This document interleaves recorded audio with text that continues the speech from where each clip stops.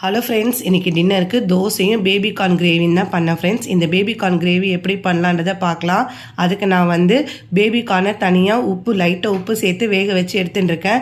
2 வெங்காயம், 3 தக்காளி, கொஞ்சமாக இஞ்சி பூண்டு பேஸ்ட் எடுத்துட்டுருக்கேன். இந்த இடத்துல நீங்கள் இஞ்சியும் பூண்டு தனியாக எடுத்துக்கலாம்.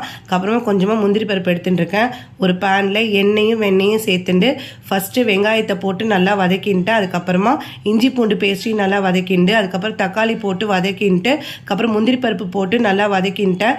இது நல்லா ஆற வச்சு அரைச்சி எடுத்துன்னு வந்துட்டு ஒரு பேனில் பட்டை, கிராம்பு தாளிச்சுட்டு அரைச்சி விழுத சேர்த்து நம்ம காஞ்ச மிளகாத்தூள் அரைச்சி வச்சிருப்போம், வெறும் பிளெயின் மிளகாத்தூள், அதுவும் கரம் மசாலா, ஆல் மசாலா, இந்த பொடியெல்லாம் சேர்த்து உப்பு சேர்த்து நல்லா கொதிக்க வச்சுட்டு பேபி கார்னை சேர்த்துட்டு மேலே நல்லா கொதிலாம் வந்ததுக்கு அப்புறமா கஸ்தூரி மேத்தி தூவி இறக்குனா சூப்பரான பேபி கார்ன் ரெடி ஆகிடும் ஃப்ரெண்ட்ஸ். இந்த கிரேவி ஒரு ட்ரை பண்ணி பார்த்துட்டு கமெண்ட் செக்ஷனில் எப்படி இருக்குன்னு சொல்லுங்கள் ஃப்ரெண்ட்ஸ். நம்ம சேனலுக்கு சப்ஸ்கிரைப் பண்ணுங்கள் ஃப்ரெண்ட்ஸ். இந்த வீடியோவை ஷேர் பண்ணுங்கள். தேங்க்ஸ்.